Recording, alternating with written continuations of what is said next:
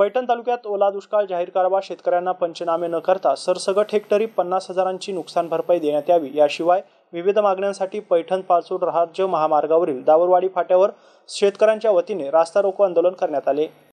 शेतकऱ्यांच्या आंदोलनस्थळी शिवसेना उद्धव बाळासाहेब ठाकरे गटाचे उपजिल्हा प्रमुख दत्तात्रय गोरडे, शेतकरी कामगार पक्षाचे डॉक्टर उमाकांत राठोड, चिटणीस चंद्रशेखर सरोदे, विलास निर्मळ, शेतकरी दीपक हजारे आदींनी प्रशासनाला मागणीद्वारे पंजाबच्या धर्तीवर राज्य सरकारने शेतकऱ्यांना आणि नुकसानग्रस्तांना सरसगट हेक्टरी 50,000 रुपयांची तात्काळ नुकसान भरपाई द्यावी आणि शेतकऱ्यांची कर्जमाफी करण्यात यावी अशी मागणी केली आहे। यावेळी आंदोलकांच्या वतीने विविध मागण्यांचे निवेदन पाचोड पोलीस ठाण्याचे जमादार संतोष चव्हाण यांना देण्यात आले। या रास्ता रोको आंदोलनाला पाठिंबा देण्यासाठी काँग्रेसचे खासदार कल्याण काळे, प्रदेश सरचिटणीस रवींद्र काळे, शिवसेना उद्धव बाळासाहेब ठाकरे गटाचे उपजिल्हा प्रमुख दत्तात्रय गोरडे, धाडस संघटनेचे प्रदीप ठोंबरे आदींनी पाठिंबा दिला आहे। यावेळी चंद्रकांत चव्हाण, अजहर पठाण, दीपक हजारे, माजी सरपंच मुस्तफा खान पठाण, अण्णासाहेब तांगडे, गणेश जगताप, ईश्वर काळे, संजय सदावर्ते, दिगंबर तांगडे, पोलीस पाटील एकनाथ काशीद आदींसह पंचक्रोशीतील शेकडो शेतकरी आणि ग्रामस्थ उपस्थित होते। सिद्धार्थ मगर, MC न्यूज पाचोड, छत्रपती संभाजीनगर।